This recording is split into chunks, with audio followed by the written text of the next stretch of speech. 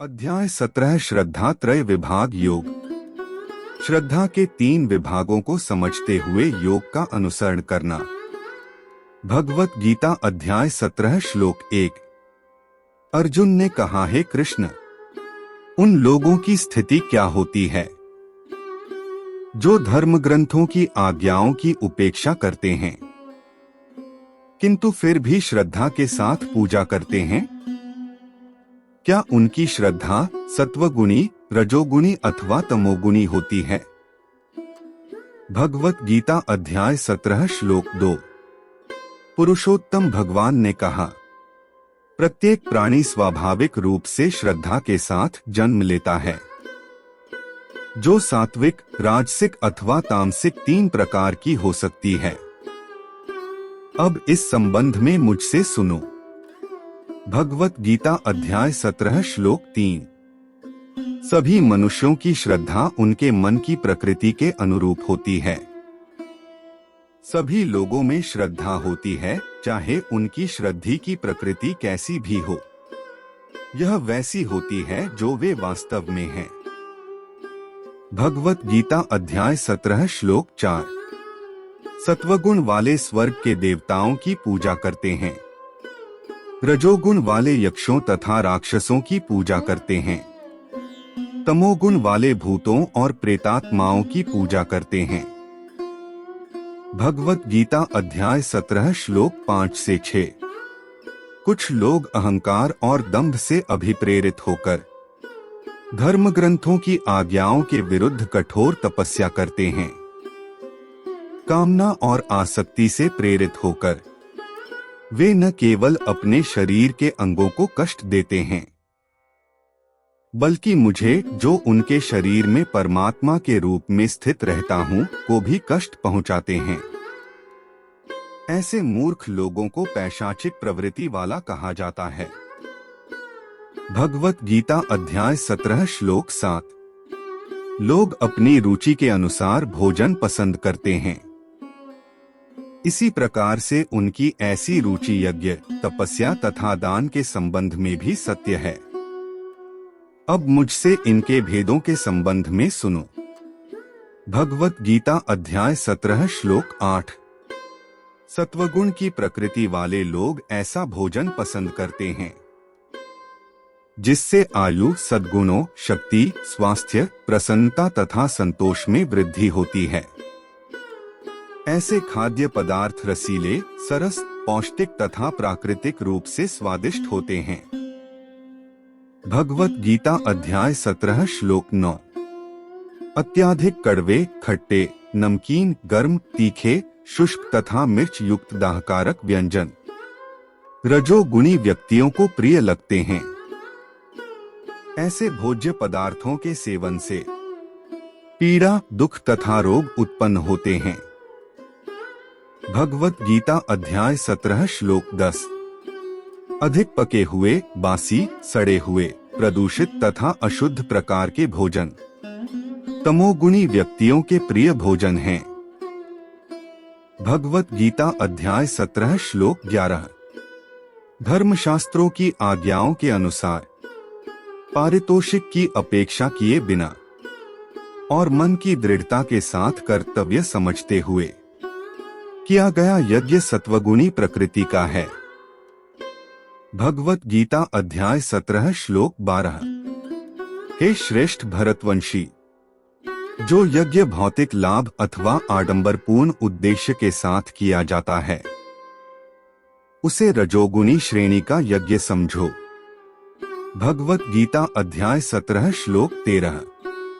श्रद्धा विहीन होकर तथा धर्म ग्रंथों की आज्ञाओं के विपरीत किया गया यज्ञ, जिसमें भोजन अर्पित न किया गया हो, मंत्रोच्चारण न किए गए हो तथा दान न दिया गया हो, ऐसे यज्ञ की प्रकृति तमोगुणी होती है। भगवत गीता अध्याय 17 श्लोक 14। परमपिता परमात्मा, ब्राह्मणों, आध्यात्मिक गुरु, बुद्धिमान तथा श्रेष्ठ संतजनों की पूजा यदि पवित्रता, सादगी, ब्रह्मचर्य तथा अहिंसा के पालन के साथ की जाती है, तब इसे शरीर की तपस्या कहा जाता है। भगवत गीता अध्याय 17 श्लोक 15। ऐसे शब्द जो दुख का कारण नहीं बनते, सच्चे हानिकर तथा हितकारी होते हैं। उसी प्रकार से वैदिक ग्रंथों के नियमित अनुवाचन को वाणी का तप कहा गया है। भगवत गीता अध्याय 17 श्लोक 16।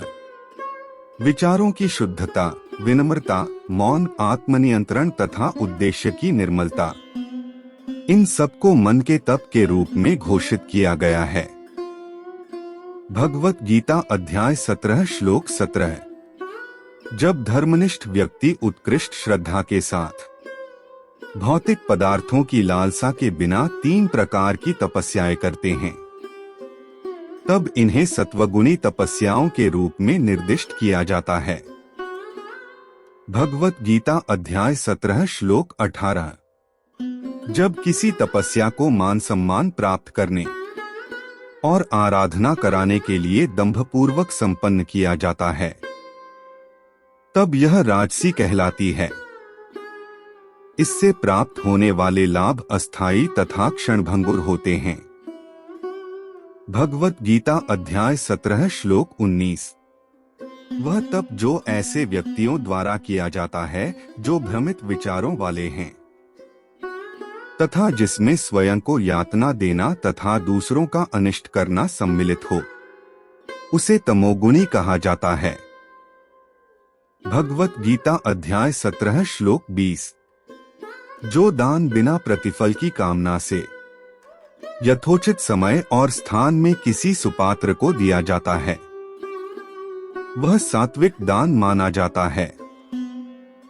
भगवत गीता अध्याय 17 श्लोक 21।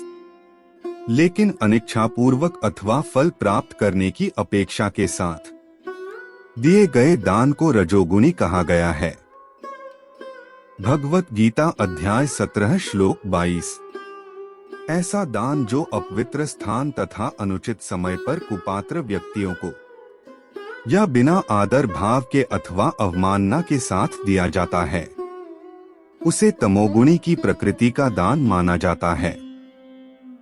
भगवत गीता अध्याय 17 श्लोक 23। सृष्टि के आरंभ से तत्सत शब्दों को सर्वोच्च परम सत्य की प्रतीकात्मक अभिव्यक्ति माना है। इन्हीं में से पुरोहित, ब्राह्मण, शास्त्र तथा यज्ञ शब्द की उत्पत्ति हुई है। भगवत गीता अध्याय 17 श्लोक 24। इसलिए यज्ञ कर्म करना, दान देना और तपस्या जैसे कार्यों का शुभारंभ वेदों के व्याख्याता वैदिक विधानों के निर्देशानुसार ओम का उच्चारण करते हुए हैं। भगवत गीता अध्याय 17 श्लोक 25।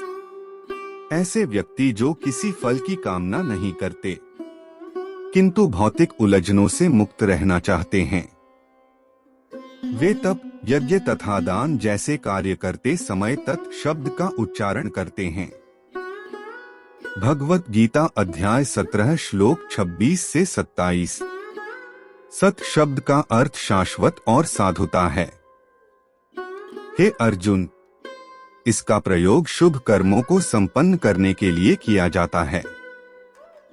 तप, यज्ञ तथा दान जैसे कार्यों को संपन्न करने में प्रतिष्ठापित होने के कारण इसे सत शब्द द्वारा वर्णित किया जाता है। अतः ऐसे किसी भी उद्देश्य के लिए किए जाने वाले कार्य के लिए सत नाम दिया गया है। भगवत गीता अध्याय 17 श्लोक 28। हे पृथा पुत्र, जो भी यज्ञ कर्म या तप बिना श्रद्धा के किए जाते हैं, वे असत कहलाते हैं। ये इस लोक और परलोक दोनों में व्यर्थ जाते हैं।